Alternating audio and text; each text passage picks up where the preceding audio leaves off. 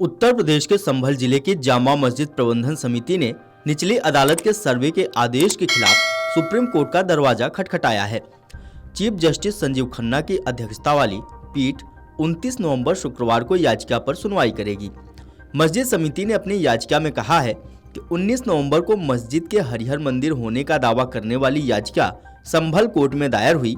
उसी दिन senior division के सिविल जज ने मामले को सुना और मस्जिद समिति का पक्ष सुने बिना सर्वे के एडवोकेट कमिश्नर नियुक्त कर दिया। एडवोकेट कमिश्नर 19 की शाम ही सर्वे के लिए पहुंच भी गए। 24 को फिर सर्वे हुआ। जिस तेजी से सारी प्रक्रिया हुई उससे लोगों में शक फैल गया और वे अपने घर से बाहर निकल गए। भीड़ के उग्र हो जाने के बाद पुलिस गोलीबारी हुई और 5 लोगों की मौत हो गई। याचिका में आगे कहा गया कि शाही मस्जिद 16वीं सदी से वहां है। इतनी पुरानी धार्मिक इमारत के सर्वे का आदेश पूजा स्थल अधिनियम और प्राचीन स्मारक एवं पुरातत्व स्थल कानून के खिलाफ है। अगर यह सर्वे जरूरी भी था तो यह एक दिन में बिना दूसरे पक्ष को सुने नहीं दिया जाना चाहिए था। इसमें आगे सुप्रीम कोर्ट से आग्रह किया गया है कि वह निचली अदालत के आदेश पर रोक लगाए। सर्वे रिपोर्ट को फिलहाल सीलबंद लिफाफे में रखा जाए। याचिका में मांग की गई है कि शीर्ष कोर्ट यह भी आदेश दे कि इस तरह के धार्मिक विवादों में बिना दूसरे पक्ष को सुने सर्वे का आदेश न दिया जाए। सीजेआई खन्ना और जस्टिस संजीव कुमार की पीठ इस मामले पर सुनवाई करेगी। इस बीच उत्तर प्रदेश में बीते दिन संभल में हुई हिंसा की सीबीआई जांच की मांग करते हुए इलाहाबाद उच्च न्यायालय में एक जनहित याचिका दायर की गई है। आनंद प्रकाश तिवारी नाम के व्यक्ति द्वारा अधिवक्ता इमरान उल्लाह और विनीत विक्रम के जरिए दायर इस याचिका में जामा मस्जिद के पास 24 नवंबर को हुई इस घटना में मुरादाबाद परिक्षेत्र के मंडलायुक्त, संभल के जिलाधिकारी और पुलिस अधीक्षक और अन्य अधिकारियों की भूमिका की जांच उच्च न्यायालय के सेवानिवृत्त न्यायाधीश की अध्यक्षता में एक विशेष जांच दल से कराए जाने की प्रार्थना की गई है। याचिका में प्रशासनिक लापरवाही और इस हिंसा में स्थानीय अधिकारियों की भूमिका का आरोप लगाया गया है।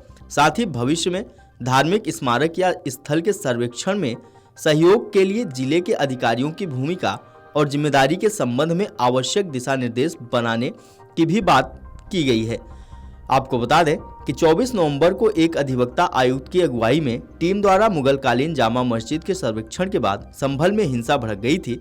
यह सर्वेक्षण एक स्थानीय अदालत के आदेश पर किया गया था। बीते रविवार को संभल शहर की जामा मस्जिद को हरिहर मंदिर बताते हुए दाखिल वाद के आधार पर सर्वे के लिए कोर्ट कमिश्नर की टीम पहुंची तो हिंसा भड़क गई। इस हिंसा में 5 लोगों की मौत हो गई और कई अधिकारियों समेत दर्जनों लोग घायल हुए। तनाव को देखते हुए संभल में इंटरनेट सेवा पर रोक लगा दी गई। 19 नवंबर को एक स्थानीय अदालत ने संभल के चंदौसी स्थित जामा मस्जिद के सर्वे का आदेश दिया था। यह आदेश चंदौसी में संभल के सिविल जज सीनियर डिवीजन आदित्य सिंह की अदालत ने पारित किया था। सर्वे का आदेश एक याचिका के बाद आया था जिसमें दावा किया गया था कि 1529 में मस्जिद बनाने के लिए एक मंदिर को ध्वस्त कर दिया गया था। याचिका 19 नवंबर को दायर की गई थी और उसी दिन न्यायाधीश ने एक अधिवक्ता आयुक्त नियुक्त किया और उसे मस्जिद में प्रारंभिक सर्वेक्षण करने का निर्देश दिया। अदालत ने यह भी निर्देश दिया कि सर्वेक्षण की रिपोर्ट 29 नवंबर तक उसके समकक्ष प्रस्तुत की जाए। आगरा सर्कल मुरादाबाद डिवीजन की वेबसाइट के अनुसार जामा मस्जिद एक संरक्षित स्मारक है। इसे केंद्रीय संरक्षित स्मारकों की सूची में शामिल किया गया है। संभल कोर्ट में कुल 8 याचिकाकर्ता हैं। इनमें वरिष्ठ वकील हरिशंकर जैन भी शामिल हैं, जो ज्ञानवापी मस्जिद काशी विश्वनाथ विवाद में भी वकील हैं। सुप्रीम कोर्ट के अधिवक्ता हरिशंकर जैन की ओर से उनके बेटे विष्णु शंकर जैन ने वाद दाखिल किया है। संभल के कैला देवी मंदिर के महंत ऋषिराज गिरी भी इसमें याचिकाकर्ता हैं।